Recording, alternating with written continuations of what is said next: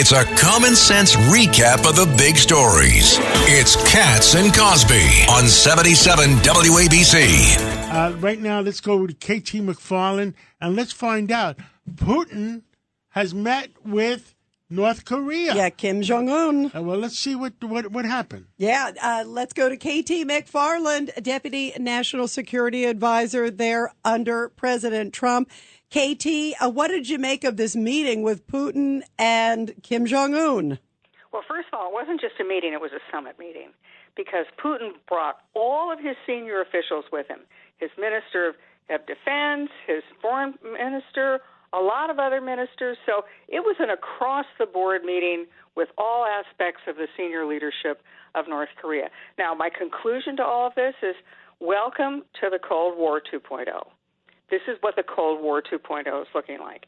Russia and China have already said where they're going to have no limits to their friendship and working together.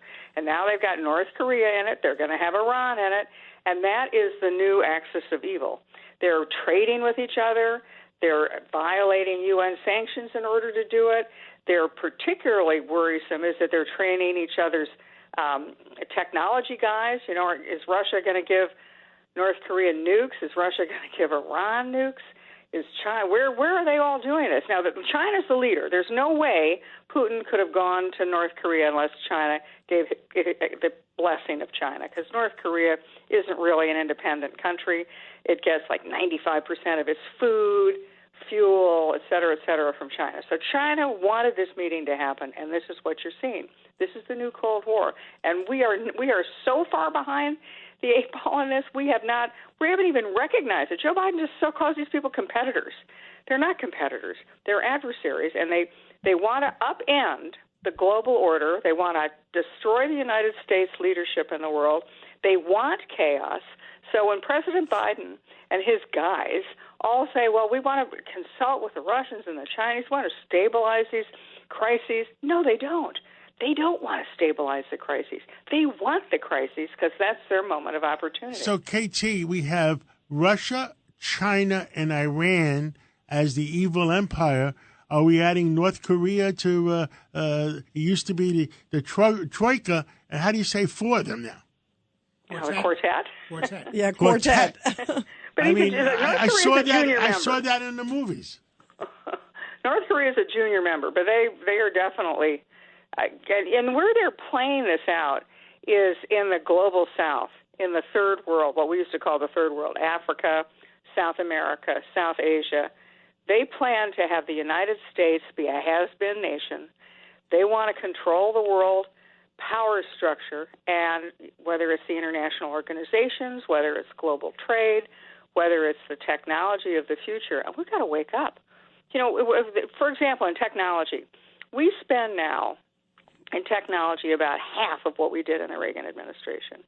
Our defense budget is probably, in real terms, the lowest it's been since the isolationist period in the 1930s, before World War II.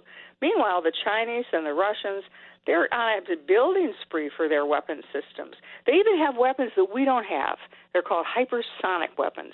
And they can fly low under the radar, they can fly really fast, and we have no defense, and we don't have those weapons because our guys can't get them off the drawing board. Wow. Did you see, by the way, that Putin was using some of those in Ukraine the other day? It was stunning. He used it against a mall, a shopping mall, and it was just horrific to see. KT, I want to ask you, too, KT McFarland, how much of this is also the fact that they're seeing weakness at 1600 Pennsylvania Avenue, and they're seeing a moment now where they're trying to sort of bandy together, if you will, especially they don't know what's going to happen in November in the United States. 100% of it is that they see weakness. The other thing, I mean, ever since Afghanistan, the United States has looked haphazard and vulnerable and leaderless. Add to that the high price of oil. Thank you very much for Joe Biden's energy policies. The high price of oil has made Russia rich. It's made Iran rich. The reason that those countries didn't go to war during the Trump administration, and Russia did invade Ukraine during Obama, did invade Ukraine during Biden, is simply the price of oil. That's how Russia gets its revenues, from high oil prices. The prices under Obama were $120 a barrel. Under Trump, $40 a barrel. under Biden.